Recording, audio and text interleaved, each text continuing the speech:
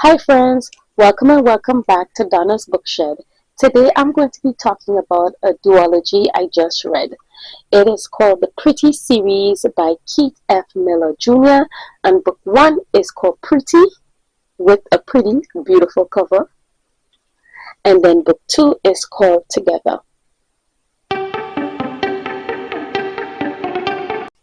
I was sent this duology by the author as well as Hear Our Own Voices book tours, and I'm really happy I selected these and got into them because it was such a wonderful read.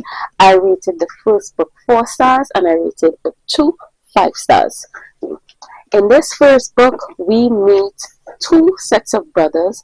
We meet Jay and Jacob, and then we meet Leroy and Taj, and then we have a host of other characters that come in to play while the story goes on. But these are our main people.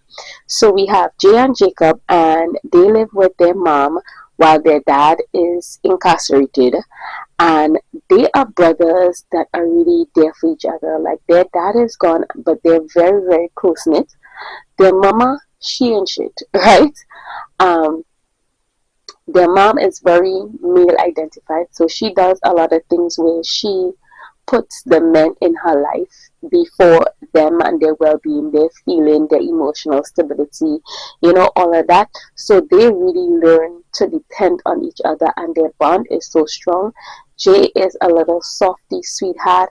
He just wants to indulge in his art, do his thing, and not be bothered by with all the harsh realities of this world, even though they exist there.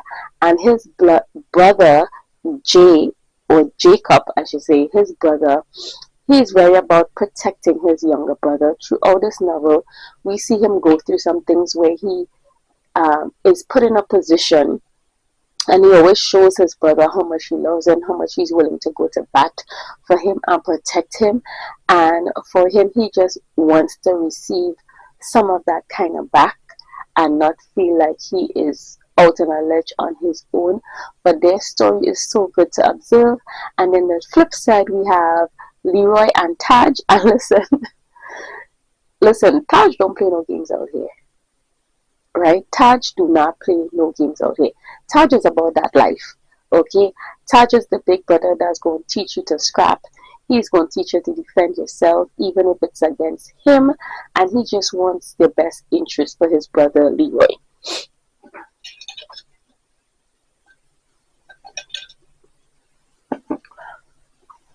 Now, Leroy and Taj, their dad started this group called the Black Diamonds, and this book is set in Savannah, Georgia.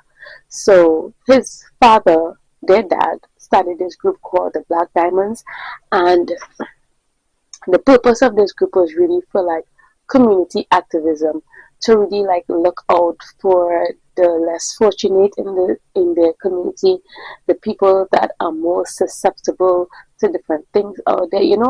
So just the people that needed that helping hand. And because it's almost kind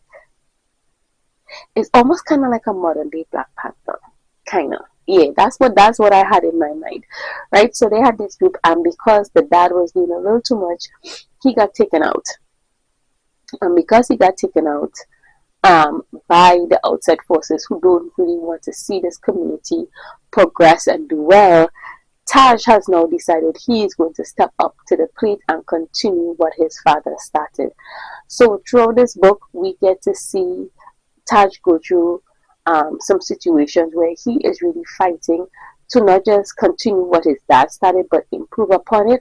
But he also gets a lot of feedback. So we get to see him as a young man really deal with the frustrations of that kind of thing, while we also get this nice romantic YA story in here.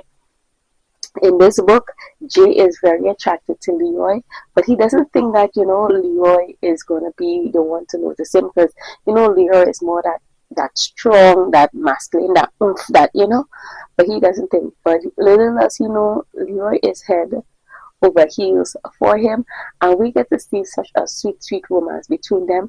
But it is teenage romance, so it's never going to go absolutely smoothly. There is definitely a lot of like teenage angst in here. There is that young love, that sweet love.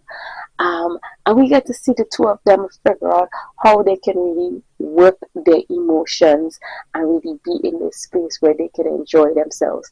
One of the things I really, really liked about this novel is the fact is how queer normative it is. Like there's no question in this book about anybody's sexuality.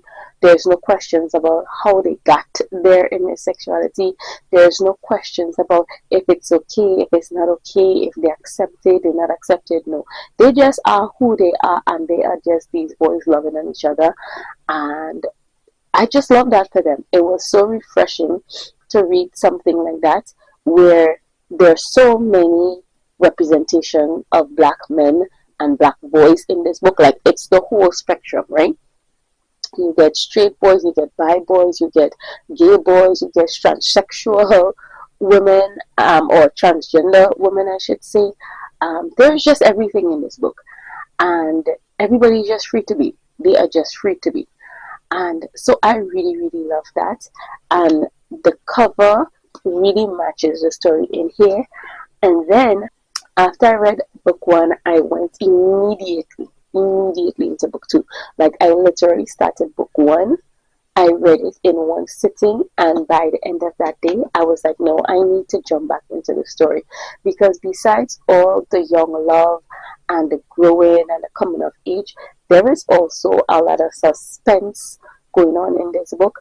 There are some things happening behind the scenes and in front of the scenes, and these boys really need to step up and figure out what is going on, especially with their Black Diamonds movements. There's someone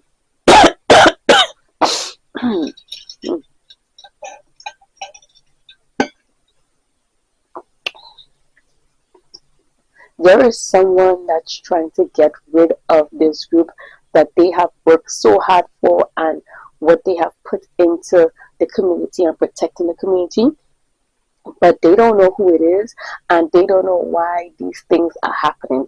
So in this book, there's a more focus. There's still the romance in this book, but there's a little less focus on the romance and more focus on what the mystery and the suspense of what is actually happening. And this story is so good.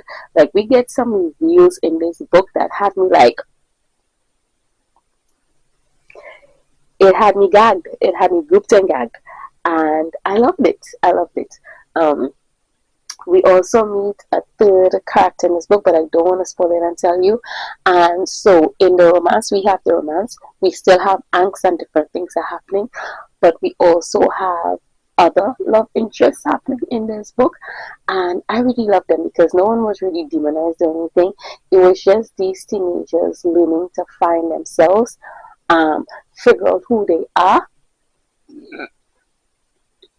excuse me, be there for each other, look out for each other, and they also got a chance to teach a couple of the adults in this book a thing or two, right? So sometimes, as adults, we can get caught up in thinking, hey, you know everything and you understand how these things go and you understand how the world works and your way you know it and you got it. But sometimes these kids, these teenagers, these young adults or young adults, because I'm not really that old. I'm not old enough to be anybody's mother in me, I don't think. Maybe. Let's not even go there. But these guys in here, they do know some things, and they were able to show the adults, hey, we can adjust and do things in a better way. What may have worked for you in your time may not be the best solution to figure things out here. So I just really loved all the representation in this book. I love the storyline in this book, and I definitely think you should give it a chance.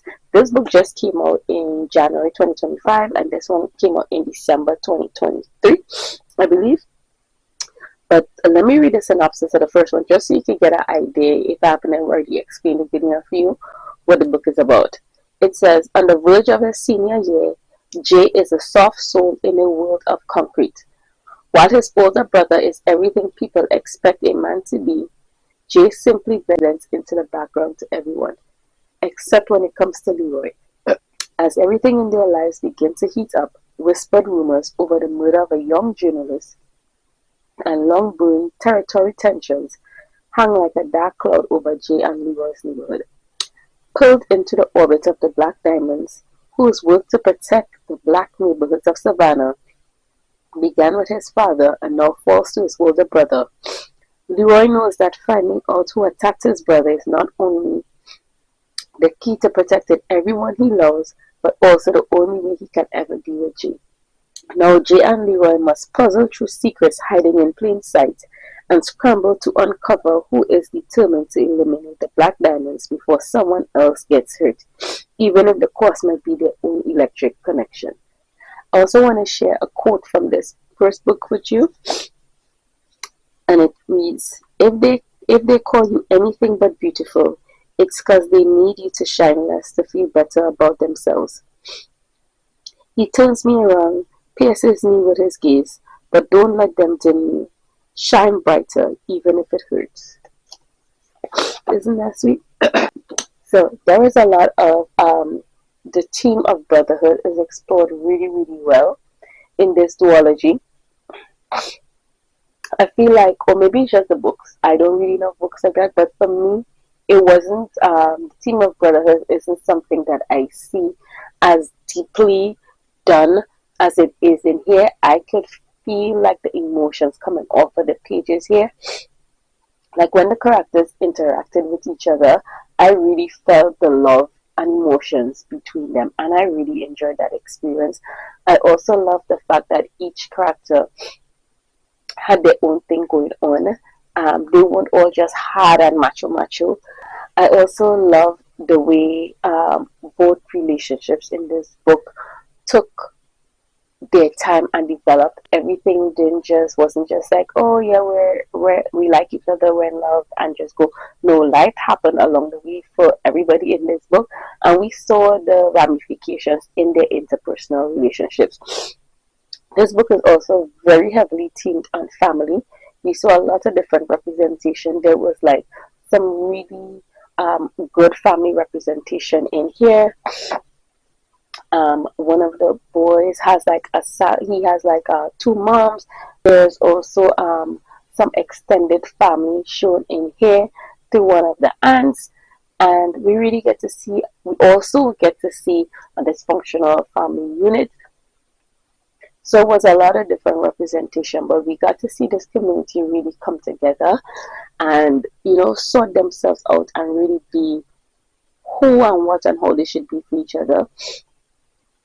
And I really, really love that. Like, if you're looking for a book that's really going to show you that brotherhood, that love, that family community, then I absolutely recommend both of these. And I was very happy. There are audiobooks for these as well, so I did some immersive reading for both of these. I had the books along with the audiobook, and the experience was really good. The audiobook speaks just like how, like the voice and the audiobook, the narrator really did a good job conveying these characters, and I loved it. His voice really matched up with who I and how I was picturing these people in my head. Yeah, and that's it, you guys. I don't want to spoil too much, but I just want to say this is such a lovely, lovely contemporary duology, and I hope it gets the shine that it's deserved. If you're looking for some queer romance, some YA romance, then I would definitely give these two books a try because they're really good and they deserve all the shine they need to get. Okay, so that's it for this video. Remember to like, comment, and share. If you have read these, let me know if they're on your radar, or maybe I just put them on. Let me know and see how you like them. Okay, thank you. Bye. See you in the next one.